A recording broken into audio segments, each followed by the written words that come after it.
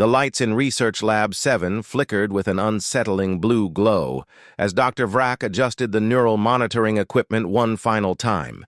His elongated fingers moved across the control panel with practiced precision, each tap sending data streams across multiple screens. The Centauri scientist had conducted fear response studies on over 40 different species throughout his career, but today marked something special. Today, they would finally test the mysterious bipedal creatures from the third planet of a small, yellow star. Tom Rivers sat strapped in the testing chair, his brown hair matted with sweat despite the cool temperature of the lab. He had been a simple mining engineer on Colony 7 when the alien ships arrived. The memory of that day still burned in his mind. The screaming, the chaos, and the sight of his friends being herded onto transport vessels like cattle. Now he found himself in this sterile white room, surrounded by creatures that looked like a cross between insects and lizards, all speaking in clicks and hisses that somehow his brain could understand thanks to the translation implant they had forced into his skull. Subject designation Human Alpha 7 shows elevated stress indicators, announced Dr. Kelvin Thorne from his position at the monitoring station. The human scientist had been captured months earlier and forced to assist in the research. His cooperation was bought with promises that other human prisoners would be treated better, but he knew those promises were as empty as the void between stars. He watched the readouts with growing dread, knowing what was about to happen to his fellow human. Dr. Vrak's compound eyes focused on Tom with scientific curiosity. "Begin Phase 1 simulation," he commanded in his species' native tongue. The other researchers around the room leaned forward in anticipation. They had studied the psychological profiles of humans from captured data files, and the preliminary results suggested a species driven primarily by emotion rather than logic. Their fear responses should be quite predictable. The chamber around Tom shifted and blurred as the holographic projectors activated. Suddenly, he was no longer in a sterile lab, but standing in what appeared to be a dense jungle. The air felt humid and thick, filled with the sounds of unknown creatures moving through the undergrowth. Everything looked real, felt real, smelled real. The technology was beyond anything humans had developed. A low growl echoed from somewhere behind him. Tom turned slowly, his heart rate spiking as the alien monitors registered the expected fear response. Through the dense foliage emerged a predator unlike anything from Earth. 6 legs, each ending in razor-sharp claws, a mouth filled with rows of needle teeth, and eyes that glowed with an intelligence that spoke of cunning rather than mere animal instinct. The researchers expected Tom to run. Every other species had shown immediate flight responses when faced with apex predators in simulation. Some had frozen in terror. A few had attempted to hide. But Tom did something that made Dr. Vrak's antennae twitch with confusion. Tom picked up a fallen branch, tested its weight in his hands, and began backing toward a cluster of rocks while never taking his eyes off the creature. His breathing had steadied, and while his heart rate remained elevated, the pattern was different from what they had observed in other species. This was not the rapid, panicked rhythm of prey. This was the controlled acceleration of a predator, preparing for combat. "Fascinating," whispered Dr. Marin, the station's behavioral specialist. Her tentacles writhed with excitement as she recorded the unexpected data. The subject appears to be weaponizing environmental resources rather than seeking escape routes. The simulated predator charged, its powerful legs propelling it forward with terrifying speed. Tom didn't run. Instead, he sidestepped at the last moment and brought the branch down hard across the creature's neck. The impact sent vibrations through the simulation, and the beast stumbled, snarling in pain and rage. Tom didn't wait for it to recover. He scrambled up onto the rocky outcropping, using the higher ground to his advantage. When the creature leaped up after him, he was ready with a second piece of debris, a sharp stone that he drove into one of its glowing eyes. The beast's scream of pain echoed through the jungle simulation. "This is highly irregular," Dr. Vrack muttered, his claws clicking nervously against his control panel. The subject should be experiencing overwhelming terror. Instead, his brain chemistry suggests focused aggression. Dr. Kelvin watched the readings with a mixture of pride and growing horror. He recognized what the aliens were seeing but didn't understand. Humans had evolved alongside predators far more dangerous than most species ever encountered. They had learned not just to survive fear, but to use it as fuel. Fear sharpened human senses, increased reaction times, and triggered a cascade of hormones that made them stronger, faster, and more cunning. The simulation continued for another 20 minutes. Tom killed the first predator by using the environment to his advantage, luring it into a trap he constructed from fallen logs and rocks.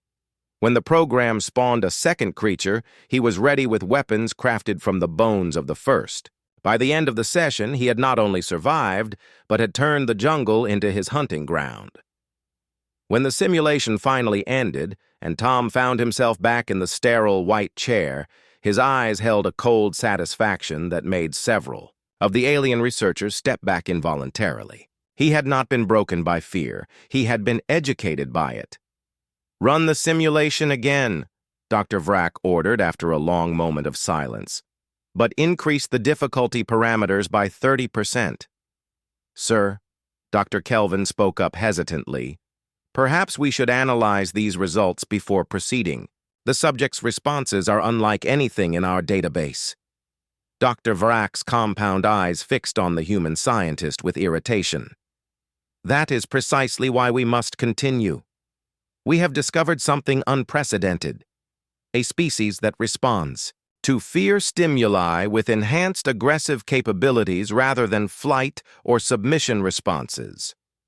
Tom said nothing, but his eyes moved from one alien researcher to another, memorizing faces, studying their equipment, learning the layout of the Boer facility.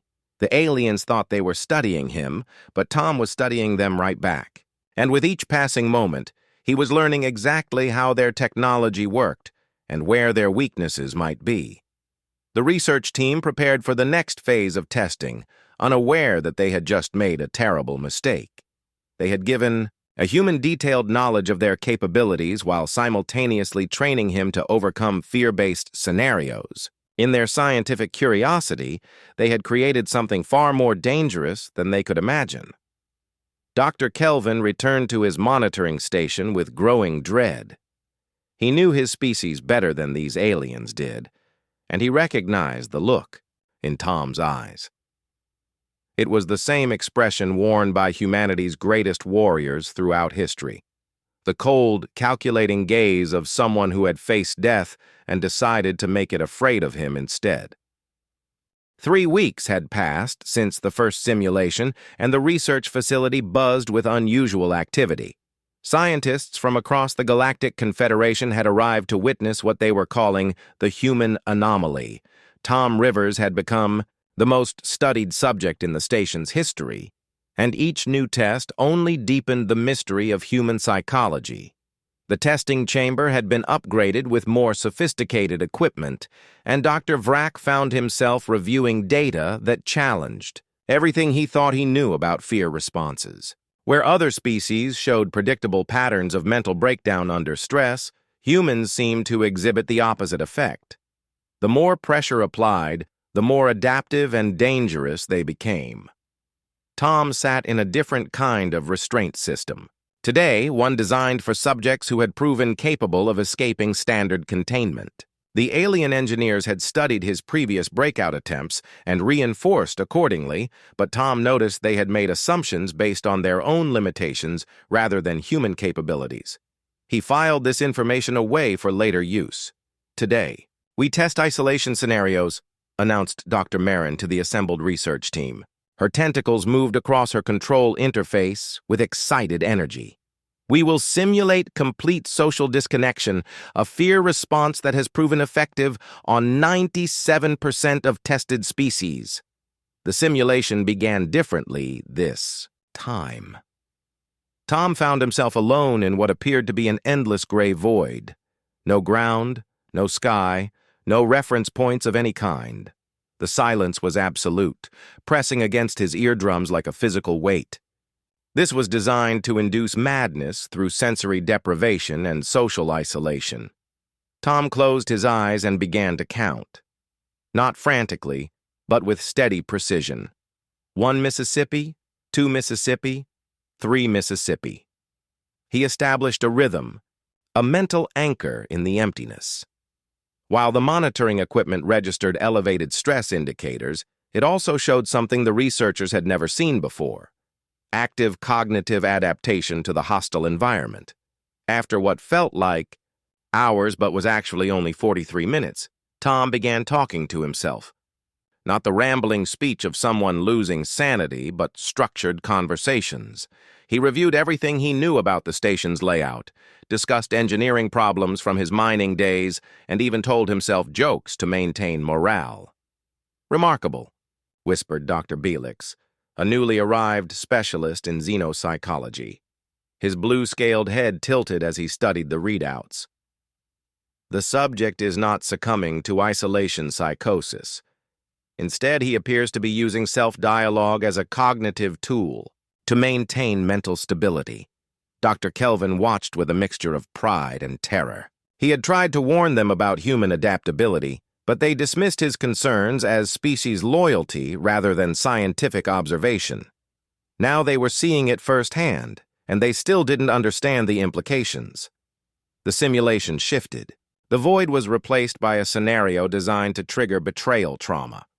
Tom found himself in a reproduction of his mining colony, but everyone he knew was there accusing him of causing the alien invasion. His friends, his co-workers, even his sister Anna, all pointing fingers and screaming blame. Tom stood in the center of the accusations and did something that sent ripples of confusion through the research team. He started asking questions, not defensive questions, but investigative ones. How did they know he was responsible? What evidence did they have? When exactly had he supposedly made contact with aliens?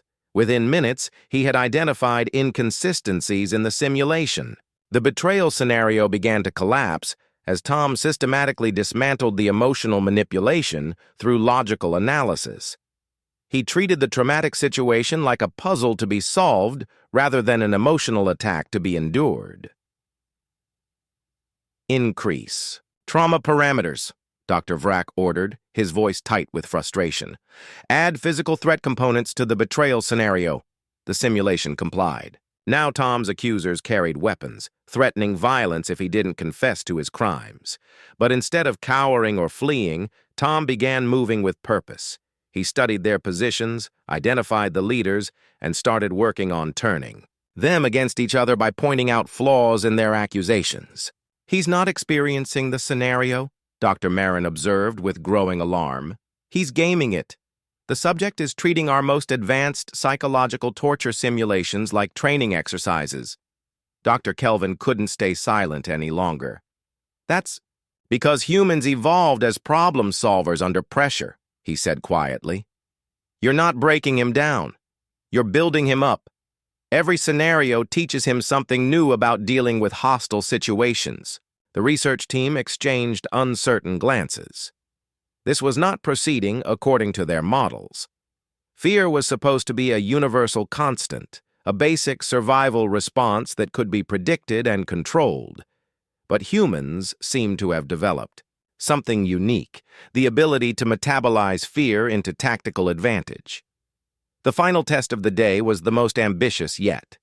They placed Tom in a scenario designed to trigger existential dread, a vast cosmic horror that represented the heat, death of the universe itself. He stood on a small platform surrounded by dying stars while incomprehensible entities whispered about the meaninglessness of existence and the inevitable end of all things. Tom looked up at the cosmic horror towering above him. "It's impossible." Geometry hurting to perceive, and asked a simple question that froze every researcher in the facility. "So what?" The entity paused in its reality-bending display of universal entropy. Tom continued, his voice steady despite the overwhelming presence before him. "You're telling me everything ends eventually. Yeah, I got that. But that doesn't change what I need to do right now, does it?" He turned away from the cosmic horror and began examining the platform he stood on, looking for structural weaknesses or useful materials. The entity grew larger, more terrible, trying to force him to confront the ultimate meaninglessness of existence.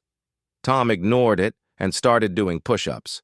"If nothing matters," he said between repetitions, "then I might as well stay in shape while I figure out how to kill you." The simulation crashed.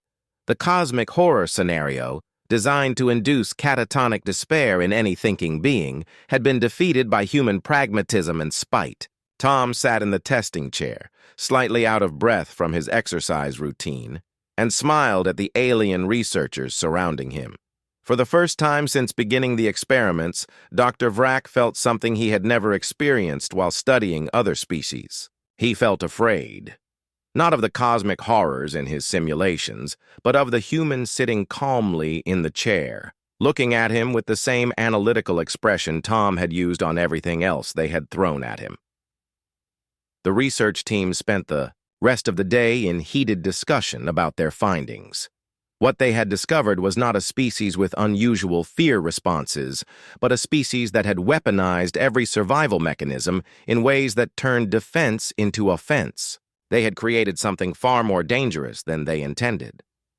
Dr. Kelvin sat in his cell that night, staring at the ceiling and knowing with certainty that his captors had made a mistake that would cost them everything. They thought they were studying human weakness, but they were actually creating the perfect human weapon. The emergency session of the Research Council convened at 0400 station time, an unprecedented gathering of the Confederation's top xenopsychologists. Dr. Vrack stood before a holographic display showing weeks of accumulated data, while his colleagues examined the impossible results with growing unease. The human subject had not just survived their most advanced fear simulations, he had begun to master them. "Colleagues," Dr. Vrack began, his usually steady voice carrying an edge of desperation, "we stand at a crossroads of scientific discovery. The human subject has demonstrated capabilities that challenge our fundamental understanding of fear psychology. I propose we conduct the ultimate test." Dr. Belix's scales shifted to a darker blue, a sign of deep concern among his species. "The ultimate test has never been attempted on a living subject. The psychological damage would be irreversible, possibly fatal." "That may be the point," Dr. Vrack replied coldly. "We need to understand the breaking point of human psychology. For the good of the Confederation, we must know if there are limits to their adaptability." In his cell, Dr. Kelvin received word of the decision through whispered conversations with sympathetic guards. The ultimate test was theoretical construct, so horrifying that it existed only in classified research files. They planned to simulate the complete destruction of Earth and the extinction of humanity, forcing Tom to experience being the last human alive in a hostile universe. Tom was brought to a new chamber, one he had never seen before. The walls were lined with neural interface technology far more advanced than anything used in previous tests. Dozens of alien scientists watched from observation galleries as technicians attached multiple connection points to his skull and spine. "Subject Human Alpha 7, Dr. Vrack announced through the intercom system. "Today you will experience our most comprehensive psychological evaluation. This simulation will last approximately 72 hours from your perspective, though only 6 hours will pass in real time." Tom said nothing, but his eyes tracked every piece of equipment, every exit, every potential weakness in the chamber's design. The aliens had grown complacent over the weeks of testing, assuming that their restraint systems were adequate. They had not accounted for human patience and the ability to plan long-term while enduring short-term suffering. The simulation began with Tom standing on a hillside overlooking his childhood home on Earth. Everything looked perfect, peaceful, exactly as he remembered it from before the colonial expansion. Then the sky began to burn. Ships appeared in the atmosphere, massive vessels that dwarfed anything in human space. They rained destruction down on the cities below, turning humanity's greatest achievements into smoking craters. Tom watched his home planet die, saw billions of people vaporized in moments, witnessed the complete annihilation of human civilization. The monitoring stations registered massive spikes in stress hormones, neural activity, and emotional trauma indicators. This was the response they had expected all along: overwhelming grief and despair that would shatter the subject's mind. But Tom did not break. Instead, he began taking notes. He memorized the design of the attacking ships, studied their weapon systems, analyzed their tactical formations. While experiencing the simulated death of his entire species, he was learning how to kill the aliens responsible. The grief was real, the pain was overwhelming, but Tom processed it all as intelligence data. "This is impossible," Dr. Marin whispered, her tentacles writhing in agitation. "The subject should be catatonic with trauma. Instead, his brain activity suggests active strategic planning." The simulation continued, showing Tom wandering through a galaxy where every planet was hostile. Every species viewed him as a dangerous alien to be eliminated. He was alone, hunted, the last representative of a dead world. The scenario was designed to induce complete psychological breakdown through isolation and despair. Tom began building weapons. Using materials from crashed alien ships in the simulation, he crafted tools of destruction. When hostile aliens attacked him, he studied their tactics and learned to counter them. When they tried to capture him, he escaped and tracked them back to their bases. The simulation became his training ground for asymmetric warfare. "Shut it down!" Dr. Kelvin shouted from his monitoring station, his voice cracking with emotion. "You're not testing him anymore. You're educating him in genocide." Dr. Vrak ignored the outburst. The data they were collecting was unlike anything in scientific history. The human brain was adapting to trauma at a rate that seemed impossible, converting psychological damage into strategic advantage. Hours passed in the simulation. Tom learned to pilot alien spacecraft, decode their languages, and exploit their biological weaknesses. When faced with species that communicated through pheromones, he developed chemical warfare. Against creatures that relied on hive minds, he created viruses that disrupted their collective consciousness. The ultimate fear scenario had become the ultimate training program. By the final hour of the simulation, Tom was no longer the hunted survivor of a dead world. He had become something far more terrifying, a human who understood exactly how to wage war against every major species in the galaxy. The aliens' own psychological profiles had taught him precisely which fears to exploit, which tactics would be most effective, and which weaknesses could be leveraged.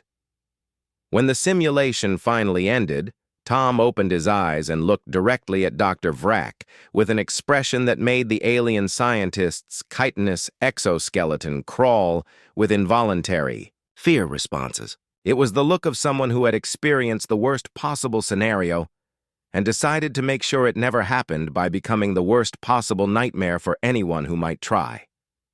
"Thank you," Tom said quietly, his voice carrying a coldness that seemed to drop the temperature in the chamber. That was very educational. The research team stared at their readings in stunned silence. They had attempted to break the human spirit and instead had created something that defied every model of psychological response they possessed. Tom had not just survived their ultimate test, he had graduated from it. Dr. Kelvin slumped in his chair, finally understanding the full scope of what had been done. The aliens had taken a human mining engineer and subjected him to comprehensive training in galactic warfare, species psychology, and tactical adaptation. They had created the perfect weapon against their own civilization. "What have we done?" whispered Dr. Belix, his scales now completely black with terror. Dr. Vrak continued staring at the data, his scientific mind struggling to process what he had witnessed. They had discovered something that challenged the very foundations of galactic civilization, a species that became more dangerous when threatened, that learned from trauma, that could adapt to any hostile environment by becoming the apex predator within it. Tom sat in his restraints, no longer the frightened prisoner who had been brought to the station weeks ago. The ultimate fear simulation had burned away his uncertainty and hesitation, leaving behind something far more dangerous than the aliens could have imagined. He had seen the worst possible future and learned exactly how to prevent it. The breaking point they had sought did not exist. Instead, they had found humanity's transformation point, the moment when a species evolved from survivor to apex predator. And they had triggered that evolution in the worst possible circumstances, with complete knowledge of galactic civilization's weaknesses and a burning motivation to ensure humanity's survival at any cost. The nightmare they weren't ready for was about to begin. The maintenance shaft between levels 12 and 13 had been designed for creatures with 6 limbs and flexible spines, not human anatomy. Tom squeezed through the narrow passage with methodical precision, his breathing controlled despite the cramped space. 3 days had passed since the ultimate simulation, and he had spent every waking moment planning this moment. The escape had begun 18 hours ago, during what the aliens thought was a routine psychological evaluation session.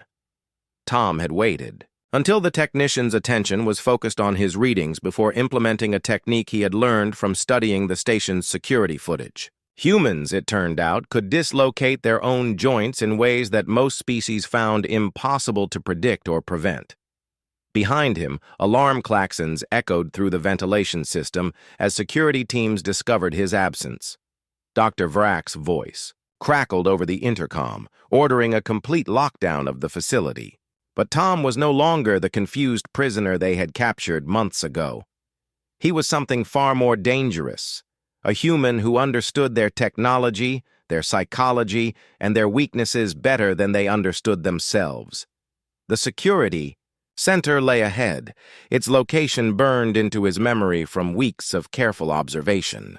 Tom had learned that the aliens relied heavily on technological solutions for problems that humans would approach through violence and improvisation.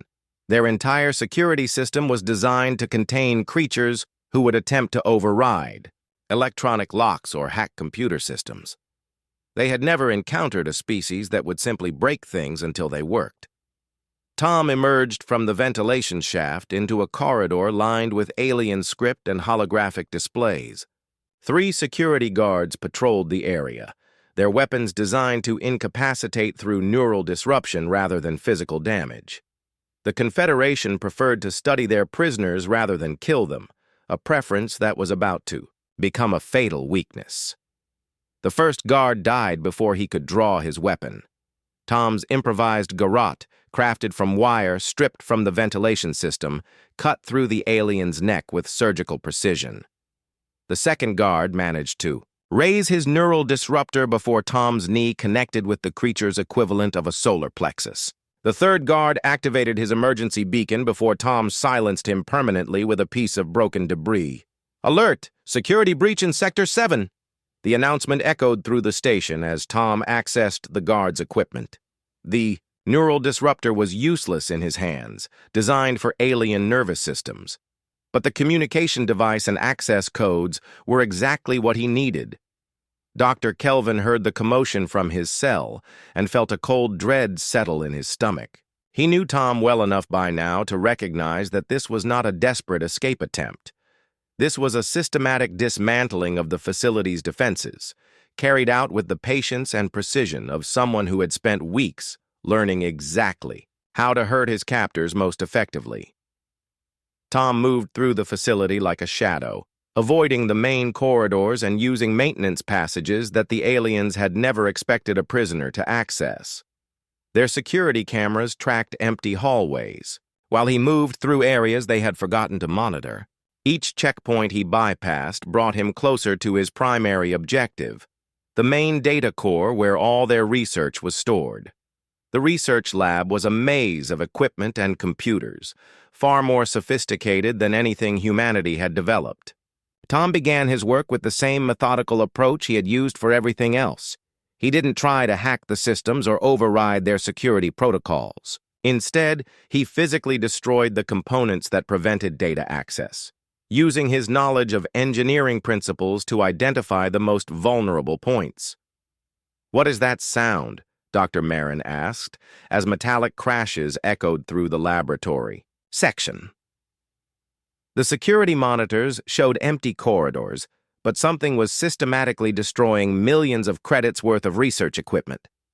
Tom worked his way through the facility's most advanced computers, copying everything onto portable storage devices while simultaneously wiping the original files. The aliens' research into fear psychology, their detailed files on every known species, their psychological warfare techniques, all of it was being stolen or destroyed with ruthless efficiency. The real genius of Tom's plan became apparent when the security teams finally tracked him to the research labs. They found him standing calmly in the center of the facility's main computer core, surrounded by the unconscious bodies of a dozen researchers. In his hands was a device they recognized with growing horror, a fusion charge from their own security arsenal. "One step closer and I detonate this," Tom said calmly, his voice carrying through the facility's communication system. "The explosion will vaporize this entire section and take half the station with it." Dr. Vrak arrived at a dead run, his compound eyes taking in the scene with scientific precision. The human had somehow accessed their most secure areas, defeated their security systems, and acquired weapons that should have been impossible for a prisoner to obtain. But more terrifying than his capabilities was his composure. Tom stood like a man who had already won, regardless of what happened next. "You cannot escape this station," Dr. Vrak stated with false confidence. "Even if you destroy this facility, you have no way to reach human space." Tom smiled, and the expression sent ripples of fear through every alien present. It was not the desperate grin of a cornered animal, but the cold satisfaction of a predator who had achieved his objectives. "Who said anything about escaping?" Tom replied. "I'm exactly where I want to be." The revelation hit the research team like a physical blow. Tom had never intended to flee the station. His entire escape had been designed to position himself at the heart of their facility with access to their most classified research and their most advanced weapons. He was not trying to get away from them. He was trying to get closer. "You want to study human fear responses?" Tom continued, his voice carrying an edge that made several aliens step backward involuntarily. "Let me show you what happens when humans decide to stop being afraid and start being the thing that others fear." The fusion charge in his hands was not a tool of destruction, but a negotiating device. Tom had spent weeks learning about the alien psychology, and he knew that species which relied on technology and rational decision-making would always choose preservation over principles when faced with mutually assured destruction. "Here are my terms," Tom announced. "You're going to give me a ship, full navigation data for this sector, and complete copies of all your psychological research. In exchange, I won't turn this station into a radioactive cloud." Dr. Kelvin watched the negotiations unfold with a mixture of pride and terror. Tom had not just escaped his prison. He had turned the entire research station into his own weapon. The aliens who had thought they were studying human psychology were about to learn that humans were far better at psychological warfare than they had ever imagined. The nightmare they had created was no longer contained.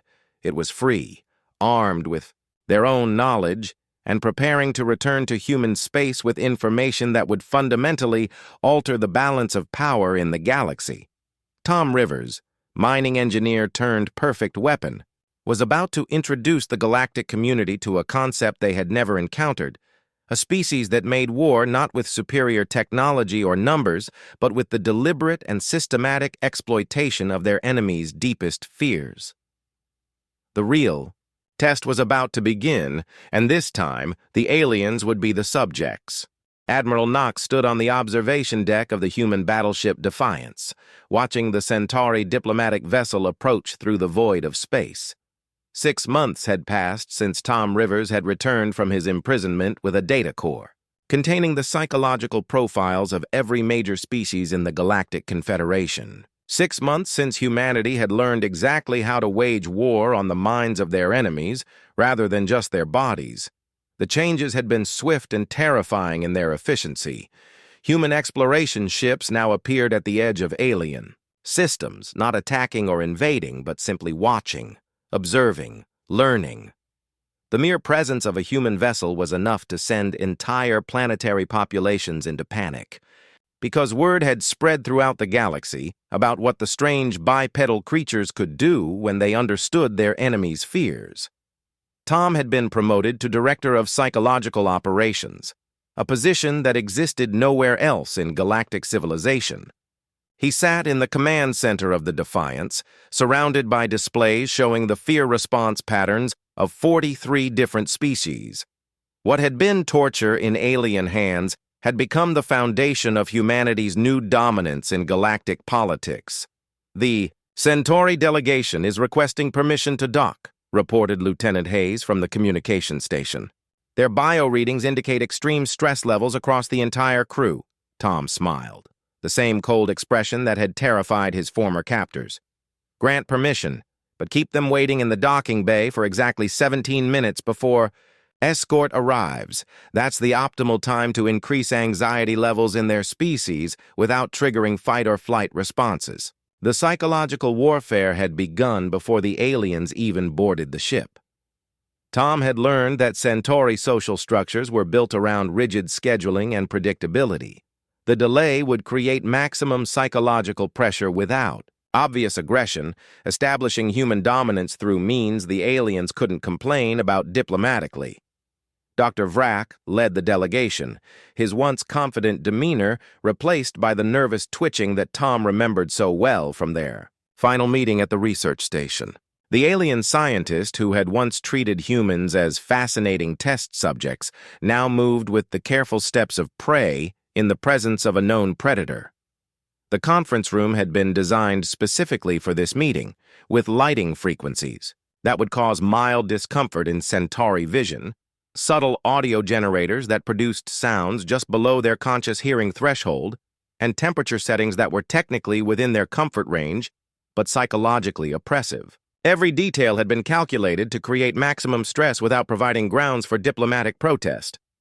"Dr. Vrack," Tom said pleasantly as the delegation entered. "How nice to see you again. Please have a seat." The chairs had been positioned to force the Centauri into submissive postures while giving Tom a psychological advantage through elevated positioning. The aliens sat with visible reluctance, their compound eyes darting nervously around the room as they unconsciously searched for threats. "We come seeking a diplomatic solution," Dr. Vrack began, his voice lacking its former authority.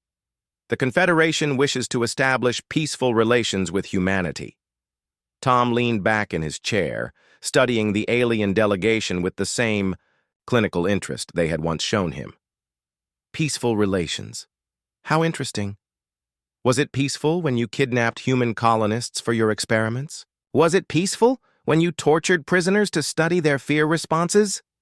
The temperature in the room seemed to drop several degrees, though the environmental controls hadn't changed.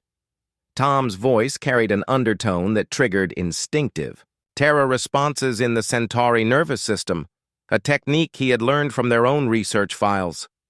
"That was a scientific endeavor," Dr. Vrack replied weakly. "We meant no permanent harm." "No permanent harm," Tom repeated, his smile widening. "Tell me, Doctor, what do you think happened to the human subjects who didn't survive your experiments? The ones whose minds broke under your ultimate fear simulations?" The question hung in the air like a physical weight. The Centauri delegation shifted uncomfortably as they realized that their former test subject now possessed detailed knowledge of their research methods and casualty rates. information they had never intended for human consumption. Admiral Knox spoke for the first time, his voice carrying the authority of humanity's military might. The Confederation has a choice to make. You can continue treating humanity as a subject for study, or you can learn to treat us as equals. The first option has become considerably more dangerous since our friend Tom returned home. Tom activated a holographic display showing star charts of the local galactic region. Red markers indicated the locations where human observation ships had been positioned, a network of surveillance that covered every major Confederation world and shipping route. "We've been watching," Tom said casually, "learning your patrol patterns, your trade routes, your communication protocols. Did you know that Centauri cargo vessels follow the same predictable schedules as your research experiments? Very efficient, but also very vulnerable to the right kind of psychological pressure." Dr. Vrak's antennae twitched with barely controlled panic. The implications were clear. Humanity now possessed the knowledge and positioning to wage psychological warfare against the entire Confederation infrastructure. They could drive cargo crews to nervous breakdowns, create panic in civilian populations, and destabilize entire planetary economies without firing a single shot. "What do you want?" Dr. Vrak asked, his scientific curiosity finally overcome by genuine fear. Tom's expression became serious, the playful menace replaced by cold calculation. "We want the locations of every human prisoner still held by Confederation forces. We want full disclosure of all research conducted on human subjects. And we want formal recognition of humanity as a sovereign power with full diplomatic status." "And if we refuse?" Dr. Vrak asked, though his tone suggested he already knew the answer. Tom leaned forward, and every alien in the room instinctively leaned away. Then you get to experience firsthand what happens when a species that weaponizes fear decides to test their theories on a galactic scale. Your own research files contain detailed psychological profiles for every major Confederation species. Imagine what we could do with that information if we decided to stop playing nice. The negotiation lasted another 2 hours, but the outcome had been decided the moment Tom asked his first question. The Confederation agreed to every human demand because the alternative was facing an enemy that understood exactly how to destroy them psychologically before any physical conflict even began. 3 weeks later, Tom stood in the command center of humanity's first deep space exploration vessel, the Prometheus. The ship represented everything humanity had learned from their encounter with galactic civilization. It was designed not just for exploration, but for psychological dominance. Every system, every protocol, every interaction with alien species was calculated to establish human superiority through fear management rather than technological supremacy. The bridge displays showed incoming data from human observation posts throughout Confederation space. Species that had once considered themselves apex predators in their regions now lived under the constant awareness that humans were watching, learning, and preparing. The psychological effect was devastating to civilizations built on assumptions of superiority and predictability. "Sir," reported Commander Liu from the intelligence station, "we're receiving communications from the Helix Nebula region. 3 separate species are requesting human mediation in their territorial disputes. They claim our unique perspective on conflict resolution makes us ideal arbitrators." Tom laughed, a sound that would have terrified the alien researchers who had once studied him. The species weren't requesting human mediation because of any inherent wisdom or fairness. They were requesting it because they were afraid to fight each other while humans watched, knowing that any conflict would provide more data for humanity's psychological warfare programs. Dr. Kelvin approached from the science station, his expression thoughtful. Since his rescue from the research facility, he had become Tom's primary advisor on xenopsychology, helping to translate alien research into practical applications for human expansion. "Tom, I've been analyzing the long-term implications of our approach. We're not just changing diplomatic relations. We're fundamentally altering how galactic civilization functions." "Good," Tom replied, his eyes fixed on the star charts showing human expansion routes. "For too long, species in this galaxy have relied on technological advantages and numerical superiority to maintain dominance.